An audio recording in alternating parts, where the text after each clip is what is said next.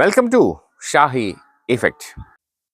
NABARD 2023-24 വർഷത്തെ ഇൻസ്പെക്ഷനെ തുടർന്ന് C ഗ്രേഡിലേക്ക് അന്ന് തരം താഴ്ത്തി. ചെറിയ നോംസ് വ്യത്യാസത്തിലായിരുന്നു ആ തരം താഴ്ത്തൽ വന്നു. എന്നാൽ 2024-25 സാമ്പത്തിക വർഷത്തിൽ നബാർഡ് ചൂണ്ടിക്കാണിച്ച എല്ലാ ന്യൂനതകളും പരിഹരിച്ച് RBIയുടെ പൂർണ്ണമായ നിയന്ത്രണങ്ങൾക്ക് വിധേയമായി. കേരള ബാങ്ക് ആ ന്യൂനതകൾ എല്ലാം പരിഹരിച്ച് മുന്നോട്ട് വന്ന് ഇൻസ്പെക്ഷൻ കഴിഞ്ഞു. കേരള ബാങ്കിനെ സി ഗ്രേഡിൽ നിന്ന് വീണ്ടും ബി ഗ്രേഡായി ഉയർത്തിയിരിക്കും. അത് കേരള ബാങ്കിന്റെ പ്രവർത്തന ചരിത്രത്തിലെ അഭിമാനകരമായ ഒരു പുരോഗതിയുടെ ഉള്ളടക്കം. 2, ഈ കാലയളവിൽ കേരളത്തിലെ 45 ബാങ്കുകൾ എടുക്കുമ്പോൾ 5 ബാങ്കുകളാണ് 50,000 കോടിയിൽ പരം രൂപ വായ്പ നൽകിയിട്ടുള്ളത്. അതിൽ കേരള ബാങ്കും വരുന്നു. ഇപ്പോ 52,000 കോടി രൂപയിലേക്ക് മാർച്ച് 31 എത്തത്തക്ക രൂപത്തിൽ പ്രവർത്തനങ്ങൾ പുരോഗമിച്ചു വരികയാണ്. ഇപ്പോൾ 50,000 കോടി കഴിഞ്ഞിരിക്കും. ഇപ്പൊ കേരളത്തിൽ ഏതാണ്ട് 45 ബാങ്കുകൾ, 5 ബാങ്കുകൾ എന്ന് പറയുന്നത് Kerala bank, SBI, Canara bank, federal bank, HDFC, ഈ 5 ബാങ്കുകളാണ് കേരളത്തിൽ ഇപ്പോൾ 50,000 കോടിക്ക് മുകളിൽ വായ്പ നൽകിയിട്ടുണ്ട്. ആ 5-1 കേരള ബാങ്ക് ആയിരിക്കും. ബിസിനസ് രംഗത്തെ ഒരു വൻ പുരോഗതിയാണ്. മറ്റൊന്ന്, കേരളത്തിൽ രജിസ്റ്റർ ചെയ്തിട്ടുള്ള 2 ബാങ്കുകൾ മാത്രമേ ഈ 50,000 കോടി കവറിട്ടുള്ളൂ. അതിലൊന്ന് കേരള ബാങ്ക്. മറ്റൊരു കണക്കൂടി പറയുമ്പോൾ ഇന്ത്യയിലെ സംസ്ഥാന സഹകരണ ബാങ്കുകളിൽ 1ാം സ്ഥാനത്ത് കേരള ബാങ്ക് എത്തി. അതാണ് സഹകരണ മേഖലയുടെ ഇന്ത്യയിലെ പൊതുസ്ഥിതി എടുക്കുമ്പോൾ നമുക്കുണ്ടായിട്ടുള്ള അഭിമാനകരമായ. ഈ രംഗത്ത് പ്രധാനമായും 2026 മാർച്ച് 31 എത്തുമ്പോഴേക്ക് ഞങ്ങൾ പ്രതീക്ഷയ്ക്കെല്ലാം അപ്പുറത്തേക്ക് പോകും. അതിന് മുമ്പ് തന്നെ 24-25 സാമ്പത്തിക വർഷം ഈ മാർച്ചിൽ അവസാനിക്കും. അപ്പോൾ ആ രംഗം എത്തുമ്പോഴേക്ക് NBA 7% താഴെ നിൽക്കണമെന്നാണ് RBIയുടെ നിർദ്ദേശം വന്നത്. അത് പാലിക്കാനുള്ള തീവ്ര ശ്രമത്തിലാണ്. അപ്പൊ ഇനി 1 മാസം കൂടിയുണ്ട്. ആ സമയത്ത് അത് പൂർണ്ണമായി NBA 7%ലേക്ക് എത്തും. CRAR നേരത്തെ തന്നെ മെയിൻറ്റെയിൻ ചെയ്താണ് പോകുന്നത്. പൊതുവിൽ ബാങ്കിന്റെ ഫിനാൻഷ്യൽ പൊസിഷൻ സ്റ്റേബിളായി മുന്നോട്ട് പോകുന്നു എന്ന അഭിമാനകരമായ പശ്ചാത്തലമാണ് ഇക്കാര്യങ്ങൾ സൂചിപ്പിക്കപ്പെടുന്നത്. ഇപ്പോ വായ്പകളുടെ തന്നെ എടുക്കുമ്പോൾ 52,000 കോടിയായി മാർച്ച് 30 എത്തും. ഈ വർഷം തന്നെ 18,000 കോടിക്ക് മുകളിൽ വന്നു കഴിഞ്ഞിരിക്കും. അപ്പോൾ വലിയ രൂപത്തിലുള്ള മുന്നേറ്റമാണ് നമുക്ക് ഈ കാലഘട്ടത്തിൽ ഉണ്ടായിട്ടുള്ളത്.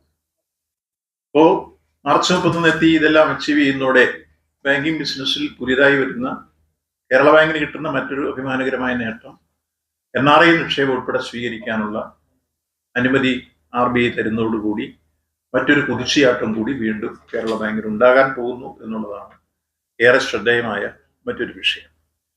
ഇപ്പൊ നിലവിൽ നമുക്ക് മൊബൈൽ ആപ്പ് അധിഷ്ഠിത ബാങ്കിങ്ങിൽ KV പ്രൈം എന്ന ആശയം മുൻനിർത്തി FD ആരംഭിക്കലും പുതുക്കലും അടക്കമുള്ള കാര്യങ്ങൾ നിർവഹിച്ചു വരുന്നു. നേരത്തെ തന്നെ ന്യൂജൻ ബാങ്കിനോടൊപ്പം കോമ്പീറ്റ് ചെയ്യാൻ കഴിയുന്ന എല്ലാ ആധുനിക സംവിധാനങ്ങളും നമ്മൾ പ്രയോഗിച്ചു തുടങ്ങി.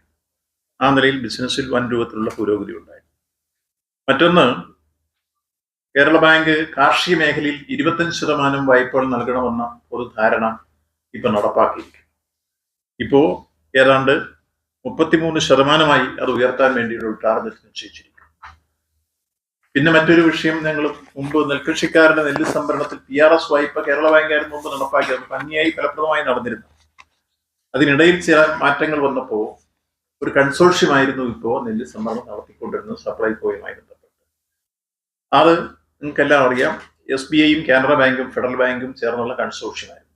ആ കൺസോർഷ്യത്തിൽ കൃഷിക്കാർ പൊതുവിൽ തൽപരരല്ല. കൃഷിക്കാർക്ക് താല്പര്യം സഹകരണ മേഖലയിൽ കൂടി കേരള ബാങ്ക് ഏറ്റെടുക്കുന്നതാണ് എന്ന അവരുടെ അഭിപ്രായം മുന്നോട്ട് വന്നു.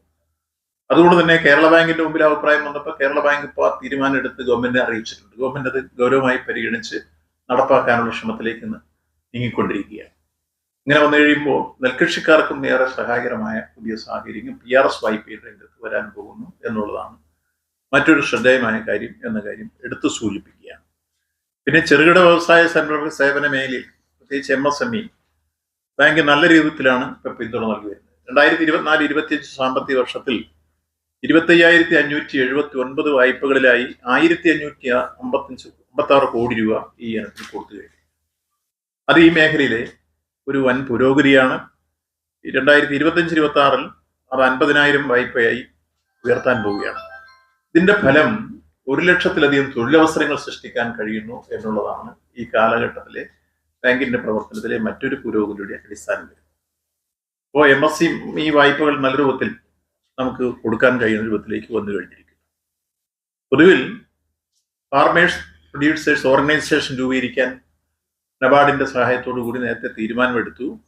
ഇപ്പോൾ 100 കർഷക ഉത്പാദക സംഘങ്ങൾ 10 കോടി രൂപ അതിനു വേണ്ടി തന്നെ പ്രത്യേകിച്ച് മാറ്റിവെക്കുകയും ചെയ്തിട്ടുണ്ട്. അപ്പോൾ അത് അടുത്ത 200 കർഷക ഉത്പാദക സംഘങ്ങളായി ഉയർത്താനുള്ള പരിപാടി കേരള ബാങ്ക് ആലോചിച്ചിട്ടുണ്ട്. അതോടൊപ്പം തന്നെ വാക്സികളെ, പ്രൈമറി അഗ്രികൾച്ചർ ക്രെഡിറ്റ് സൊസൈറ്റികളെ ബഹുമുഖ സേവന കേന്ദ്രങ്ങളാക്കുന്നതിന്റെ ഭാഗമായി അതിന് പ്രത്യേകമായ പദ്ധതികൾ തയ്യാറാക്കിയിട്ടുണ്ട്. അതിലൊന്ന് അഗ്രികൾച്ചർ ഇൻഫ്രാസ്ട്രക്ചർ ഫണ്ട് പ്രയോജനപ്പെടുത്തി ഇപ്പോൾ നബാർഡ് തരുന്ന ഒരു വായ്പയാണ്. കേരള ബാങ്കാണ് കൊടുത്തുകൊണ്ടിരിക്കുന്നത്. 4% പലിശ നിരക്കിൽ 2 കോടി രൂപ 7 വർഷത്തെ കാലത്തേക്ക് കൊടുക്കും. ആദ്യത്തെ വർഷം തിരിച്ചടവിൽ. ഇതിപ്പോൾ നിരവധി പ്രൈമറി സംഘങ്ങൾ പ്രയോജനപ്പെടുത്തി കഴിഞ്ഞിട്ടുണ്ട്. ഇനി കൂടുതൽ സംഘങ്ങൾക്ക് അവസരമൊരുക്കി കൊടുക്കുന്ന രൂപത്തിലേക്ക് കേരള ബാങ്ക് അതിന്റെ പ്രവർത്തനങ്ങൾ ഉയർത്തിക്കൊണ്ടുവരികയാണ്.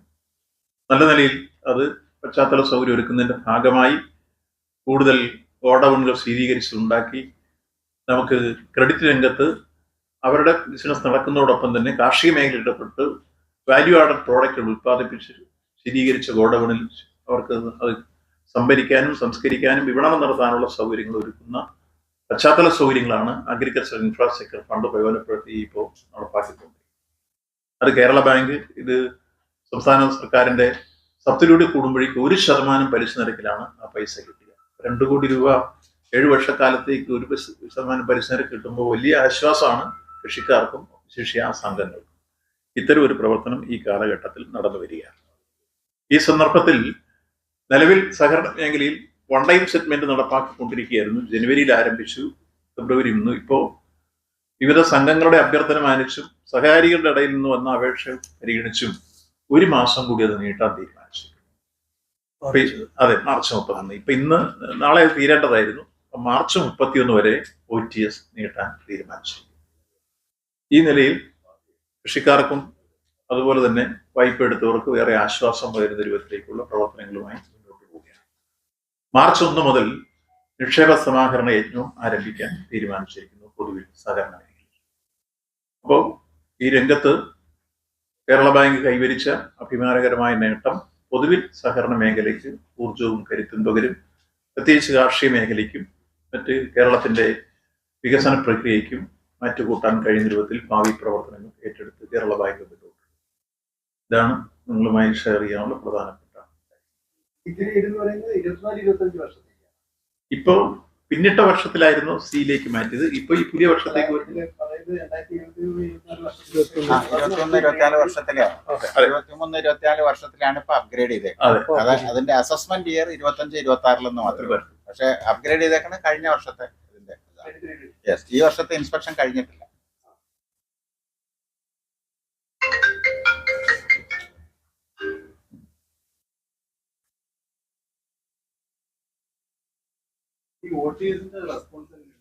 നല്ല റെസ്പോൺസാണ്. അത് കൃഷിക്കാർക്ക് വലിയ ആശ്വാസമാണ്. ഈ ലോണുകൾക്കെല്ലാം സാർ പൂർണ്ണമായി പീനൽ ഇൻട്രസ്റ്റ് ഒഴിവാക്കി കൊടുക്കും. ഇൻട്രസ്റ്റിന് ഒരു 50% വേവ് ചെയ്ത് കൊടുക്കും. അത് വലിയ ആശ്വാസകരമാണ്. അത് അദാലത്ത് വെച്ച് അവരെ വിളിച്ചു വരുത്തി കാര്യങ്ങൾ നമ്മൾ ഈ ഒരുപാട് നോട്ടീസും ബോർഡും ഒക്കെ ആയി പോകുന്നതിന് വലിയ ആശ്വാസകരമാണ്. ഇപ്പോൾ കേരള ബാങ്കിന് സർഫാസി ആക്ട് ആപ്ലിക്കബിൾ ആണ്. പക്ഷേ പ്രൈമറി സംഘങ്ങൾക്ക് സർഫാസി ആക്ട് ആപ്ലിക്കബിൾ അല്ല. മറ്റല്ലാത്ത രൂപത്തിൽ ആർബിട്രേഷനും അതിന്റെ അവാർഡും എക്സിക്യൂഷനുമായിട്ടാണ് പോകുന്നത്. അവർ ചെല്ലുമ്പോൾ തന്നെ ഒരു വിഷമിക്കും. അതിൽ കുറെ മാറ്റങ്ങൾ ഈ നടപടി വരുന്നു. ഒരുപാട് ആളുകൾ ഇത് പ്രയോജനപ്പെടുത്തി പൈസ തിരിച്ചടയ്ക്കുന്നു. അത് ചെറിയ പ്രശ്നങ്ങൾ വരുന്നുണ്ട്. നിങ്ങൾ ചൂണ്ടിക്കാണിച്ചൊരു ശരിയാണ്. അപ്പം നമ്മൾ വാല്യുവേഷൻ എടുക്കുന്ന ഘട്ടങ്ങളിലുള്ള വാല്യുവേഷൻ ഇന്നും ആ ഭൂമിക്കില്ല.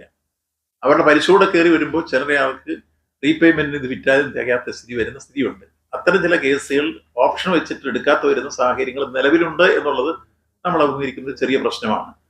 അത് മാറി വരണമെങ്കിൽ യഥാർത്ഥത്തിൽ നമ്മുടെ രാജ്യത്തിന്റെ സമ്പദ്ഘടനയും ഒപ്പം നമ്മുടെ സാമ്പത്തിക നയങ്ങളിലും മാറ്റങ്ങൾ വന്നെങ്കിൽ മാത്രമേ അതിന് മാറ്റം ഇനി വരാൻ പറ്റുള്ളൂ. അത് നമ്മുടെ നിങ്ങൾ ഓർക്കും, ഡീനോട്ടിഫിക്കേഷന്റെ കാലഘട്ടത്തിൽ തന്നെ തുടങ്ങിയ ഒരു സ്ഥിതിയാണ്. ആ സ്ഥിതി ഇപ്പോഴും അനുസരിച്ച് തുടരുകയാണ്.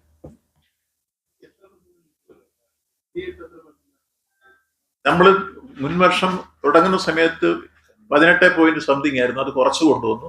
ഇപ്പോൾ നമ്മൾ 7ലേക്ക് എത്തിക്കാനുള്ള ശ്രമത്തിലാണ്. നിലവിൽ കഴിഞ്ഞ വർഷത്തെ ഓഡിറ്റ് വരുമ്പോൾ 18 something 11.45% ഇപ്പൊ അതിലെത്തിയിരിക്കുന്നു. അത് ഇനി 7ലേക്ക് ഉണ്ട്.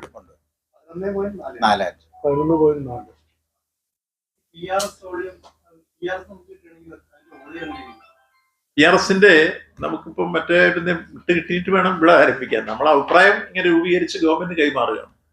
ഗവൺമെന്റ് ആ രൂപത്തിൽ മുൻകൈ എടുക്കുന്നുണ്ട്.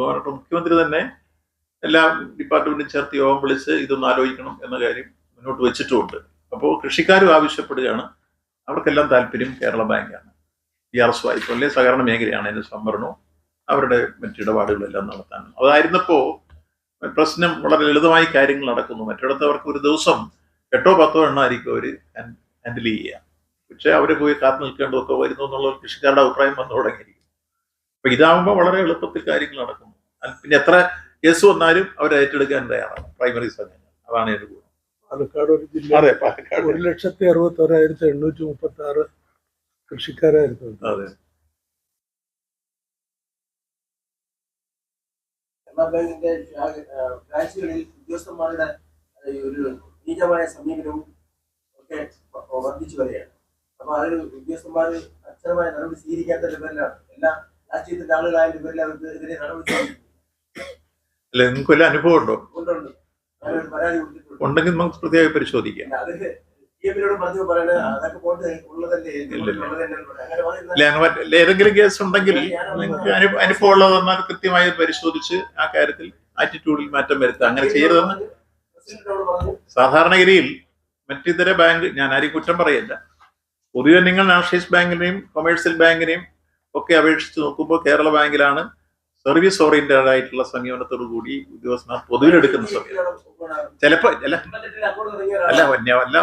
സൂചിപ്പിച്ചില്ല, നിങ്ങൾ സൂചിപ്പിച്ച ഒരു കേസ് പറ്റപ്പെട്ട ഒരു സംഭവമാണ്. ആ സംഭവം ഉണ്ടെങ്കിൽ നിശ്ചയമായും അത് പരിശോധിച്ച് ഗൗരവമായി നടപടി സ്വീകരിക്കുക. അതാണ് ചെയ്യാൻ കഴിയുന്ന കാര്യം. പൊതുവിൽ ഈ രംഗത്ത് നമ്മൾ എടുത്തു വരുന്നൊരു സമീപനം ഇടപാടുകാരുമായി നല്ല സൗഹൃദം ഊട്ടി ഉറപ്പിച്ചും നല്ല രൂപത്തിലുള്ള ഹോസ്പിറ്റാലിറ്റി മാനേജ് ചെയ്തുമാണ് യഥാർത്ഥത്തിൽ ഓരോ ശാഖകളും മുന്നോട്ട് പോകുന്നത്. അതുകൊണ്ടാണ് ഈ പുരോഗതി. ഇപ്പൊ നിക്ഷേപത്തിൽ വൻ വർധനവുണ്ടായി, ലോൺ ഔട്ട്സ്റ്റാൻഡിങ് വൻ വർധനവുണ്ടായി, റിക്കവറിയിൽ വൻ വർധനവുണ്ടായി, നമ്മുടെ പ്രോഫിറ്റിൽ വർധനവുണ്ടായി, CRIR മെയിൻറ്റെയിൻ ചെയ്യാൻ കഴിഞ്ഞു. ഇതെല്ലാം വരണമെങ്കിൽ സ്വാഭാവികമായിട്ട് ഈ ബോർഡ് എന്ന് തീരുമാനിച്ചാലും നടപ്പാക്കുന്നത് ജീവനക്കാരാണല്ലോ. അപ്പോൾ നല്ല രൂപത്തിൽ ബോർഡും ജീവനക്കാരും ചേർന്ന് ടീം വർക്ക് നടത്തിയതിന്റെ നെറ്റ് റിസൾട്ടാണ് ഈ റിസൾട്ട് എല്ലാം വന്നത്. അപ്പൊ എല്ലാവരും ഇങ്ങനെ മോശമല്ല, എവിടെയെങ്കിലും ഒരു ബ്രാഞ്ചിൽ ഉണ്ടായി എന്ന് വിചാരിച്ച് എല്ലാ ജീവനക്കാരും അങ്ങനെ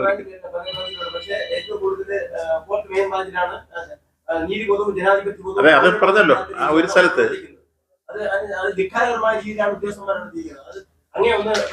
അല്ല, അതുകൊണ്ട് തന്നെ പരിശോധിക്കാന്ന് പറഞ്ഞു. ഒരു കേസ് നിങ്ങൾ പോയിന്റ് ഔട്ട് ചെയ്തു, അത് അനുഭവമുള്ളതാണെന്ന് പറഞ്ഞു. നോക്കാം അതെന്താണെന്ന് ഗൗരവമായി പരിശോധിക്കും. പക്ഷെ എല്ലാം അങ്ങനെയാണ് നിങ്ങൾ സാമാന്യവൽക്കരിക്കരുത്. ജീവനക്കാർ പൊതുവിലെടുക്കുമ്പോൾ ഈ ബോർഡ് എടുക്കുന്ന തീരുമാനം ഭംഗിയായി അവർ നടപ്പാക്കാൻ ശ്രമിച്ചതിന്റെ നെറ്റ് റിസൾട്ടാണ് ഈ പുരോഗതി എല്ലാം വന്നിട്ടുള്ളത്. ഇല്ലെങ്കിൽ മറ്റു ബാങ്കിന്റെ എല്ലാം മുമ്പിലെത്താൻ പറ്റൂ. നമ്മളിത് തുടങ്ങുന്ന ഘട്ടത്തിൽ ഏറ്റവും പിന്നിൽ നിന്നവരാണ് 4 വർഷം കൊണ്ട് ഈ ഇരത്തിലുള്ള പുരോഗതി കൈവരിച്ചിരിക്കുന്നത്.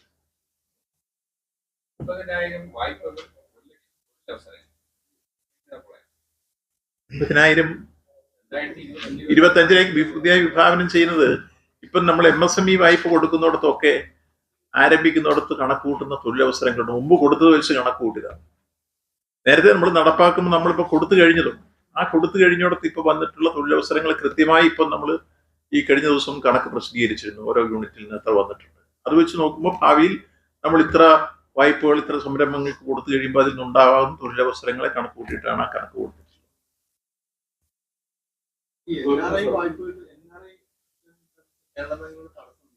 അതിൽ 2-3 കാര്യം ഞാൻ വിശദീകരിച്ചു കഴിഞ്ഞല്ലോ. ഇപ്പം നമുക്കുണ്ടായിരുന്ന ഒന്ന് സിയിലേക്ക് പോയ കാര്യം ഇപ്പൊ നമ്മൾ ബിയിലേക്ക് വന്നു. പിന്നെ റിസർവ് ബാങ്ക് ഒന്ന് NBA ചൂണ്ടിക്കാണിച്ചു 7 പോയിന്റ് ആക്കണം. റിസർവ് ബാങ്ക് പിടിക്കുന്ന 2-3 നോംസുകളിൽ ഒന്നതാണ്. പിന്നെ മോഡേണൈസേഷൻ ഇപ്പൊ നമ്മൾ വന്നു കഴിഞ്ഞു. ഇപ്പൊ ഈ തരത്തിൽ നമ്മൾ എത്തുമ്പോൾ ഈ നമ്മുടെ മാർച്ച് 30 കഴിയുമ്പോഴേക്ക് റിസർവ് ബാങ്ക് പറഞ്ഞ എല്ലാ നോംസും നമ്മൾ ഫുൾഫിൽ ചെയ്യും. അപ്പൊ ആ രൂപത്തിലേക്ക് NRI കിട്ടിക്കിട്ടും. ഈ പലിശ അടയ്ക്കാൻ പറ്റാത്തവർക്ക് അമിത പലിശ ഈടാക്കുന്നു. അപ്പൊ അത് കുറയ്ക്കാൻ എന്തെങ്കിലും മാർഗനിർദ്ദേശം? ഇപ്പൊ സാധാരണഗതിയിൽ നമുക്ക് ഇതിനകത്ത് നിശ്ചയിക്കപ്പെട്ട ഒരു റേറ്റ് അവർക്ക് അമിത പലിശ ആകുമ്പോൾ അത് അടയ്ക്കാൻ പറ്റാതെ ജപ്തിയിലേക്ക് പോകുന്നു. അപ്പൊ അവർക്ക് എന്തെങ്കിലും അതാണിപ്പോ ഈ പറയുന്ന വൺ ടൈം സെറ്റിൽമെന്റ് കിട്ടുന്ന ആനുകൂല്യം എന്ന് പറയുന്നത് പൂർണ്ണമായി പിഴപ്പലിശ ഒഴിവാക്കി കൊടുക്കും. 10 ലക്ഷം രൂപ വരെയുള്ളവർക്ക് ഒരു പലിശയില്ല. കണ്ടോ, 10 ലക്ഷം രൂപ വരെയുള്ളവർക്ക് ഒരു പലിശയും കൂടാതെ കൊടുക്കുക. അതാണ് ഞങ്ങൾ ഈ വൺ ടൈം സെറ്റിൽമെന്റ് പറയുന്നത്. OTS, ഒറ്റത്തവണ തീർപ്പാക്കൽ പദ്ധതി. ആ സമയത്ത് ഈ കൂട്ടുപലിശ വന്ന മുഴുവൻ ഒഴിവാക്കുക. 1 ലക്ഷം അല്ലെങ്കിൽ 2 ലക്ഷം രൂപ എടുത്തവർക്ക് 8 ലക്ഷം വരെ തിരിച്ചടവ് വരുന്നുണ്ട്. അവർക്ക് കുറയുമെന്നാണ് പറയുന്നത്.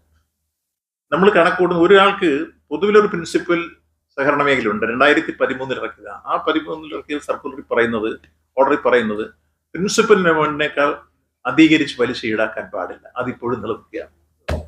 സ്റ്റാൻഡിങ് ഓർഡറാണ്.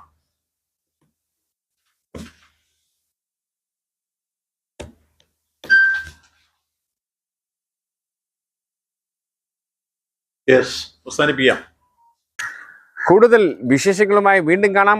അതുവരെ ഏവർക്കും നന്ദി, നമസ്കാരം.